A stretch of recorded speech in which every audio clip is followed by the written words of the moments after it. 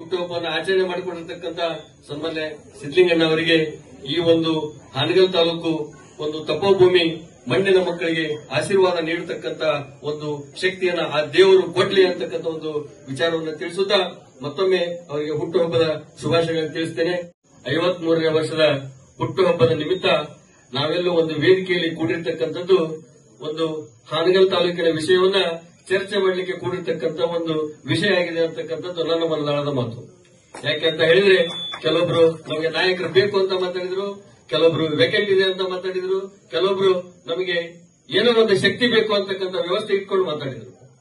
ಹಾಗಾಗಿ ಈ ಒಂದು ವೇದಿಕೆಯನ್ನ ಲಘುವಾಗಿ ತೆಗೆದುಕೊಳ್ಳದೆ ಮುಂದಿನ ದಿನಮಾನಗಳಲ್ಲಿ ಹಾನಗಲ್ ತಾಲೂಕಿಗೆ ಒಬ್ಬ ಧೀಮಂತ ನಾಯಕರು, ಹಾನಗಲ್ ತಾಲೂಕಿನ ಮಣ್ಣಿನ ಮಕ್ಕಳೇ ಹಾನಗಲ್ ತಾಲೂಕಿನ ಅಧಿಕಾರ ಮಾಡಬೇಕು ಅಂತಕ್ಕಂಥ ಒಂದು ಕಾನ್ಸೆಪ್ಟ್ ಈ ಒಂದು ವೇದಿಕೆಯಿಂದ ಆಗಿದೆ ಅಂತಕ್ಕಂಥ ಒಂದು ನನ್ನ ಮನದಾಳದ ಮಾತನ್ನು ಹೇಳ್ತಾ, ಎಲ್ಲರಿಗೆ ದೇವರಾದಂತಹ ಉಳಿವಿ ಬಸವಣ್ಣ ದೇವರಿಗೆ ಸರಿಯಾಗಿ ಕರೆಂಟಿನ ವ್ಯವಸ್ಥೆ ಇರಲಿಲ್ಲ.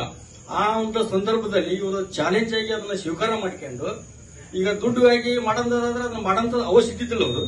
ಆದ್ರೂ ಸಹ ಅವರ ಒಂದು ದೇವಸ್ಥಾನಕ್ಕೆ ಲೈಟ್ ಹಚ್ಚಬೇಕನ್ನೋ ಉದ್ದೇಶದಿಂದ, ಕರೆಂಟನ್ನು ಸುಗಮವಾಗಿ ಕೊಡಬೇಕನ್ನೋ ಉದ್ದೇಶದಿಂದ ಅವರು ಆ ಕೆಲಸವನ್ನು ಮಾಡಿ ಯಶಸ್ವಿಯಾಗಿ ಕೊಂಡಿದ್ದಾರೆ ಅಂತ ಕೇಳಿಪಟ್ಟಿದ್ದೀನಿ.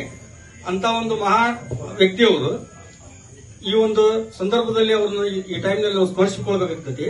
ಯಾಕಂದ್ರೆ ಈಗ ನಮ್ಮಲ್ಲಿ ಈಗ ಇದು ರೈತರಿಗೆ ಕರೆಂಟ್ ಬಂದವು, ಒಂದು ಕಮ್ಮ ಹೆಚ್ಚು ತುಂಬ ಹಾಕಪ್ಪ ಅಂತಂದ್ರೆ ಹಾಕ್ರಿ ಏನಾರಂದ್ರೆ ಆಗ ಹಾಕ್ತಾರ.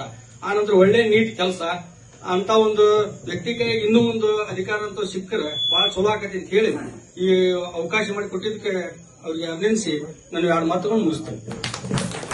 ಹುಟ್ಟುಹಬ್ಬವನ್ನು ಆಚರಿಸಿಕೊಳ್ತಿರ್ತಂತ ಸಹೋದರರಾದ ಶ್ರೀಯುತ ಸಿದ್ದಲಿಂಗಣ್ಣ ಕಮಡೊಳ್ಳಿಯವರೇ, ಈ ಕಾರ್ಯಕ್ರಮದ ಅಧ್ಯಕ್ಷತೆಯನ್ನು ವಹಿಸಿದಂತ ಶ್ರೀಯುತ ವಿಶ್ವನಾಥ್ ಹಿರೇಮಠ್ ಸರ್ ಅವರೇ, ಸಮಾಜದಲ್ಲಿ ಏನು ನ್ಯೂನತೆಗಳದಾವ ಅವನ್ನೆಲ್ಲ ಸರಿಪಡಿಸುತ್ತಾ ತಮ್ಮ ಸೇವೆ, ಸಮಾಜ ಸೇವೆ ಮತ್ತು ಧರ್ಮ ಸೇವೆಯಲ್ಲಿ ತಮ್ಮನ್ನು ತಾವು ತೊಡಗಿಸಿಕೊಂಡಂತ ಸಿದ್ದಲಿಂಗಣ್ಣ ಕಮಡೊಳ್ಳಿಯವರಿಗೆ ದೇವರು ಮುಂದಿನ ದಿನಗಳಲ್ಲಿ ಈ ತಾಲೂಕಿನ ಸೇವೆಯನ್ನು ಮಾಡಲಿಕ್ಕೆ ಇನ್ನೂ ಹೆಚ್ಚಿನ ರೀತಿಯಲ್ಲಿ ಶಕ್ತಿ ತುಂಬಲಿ.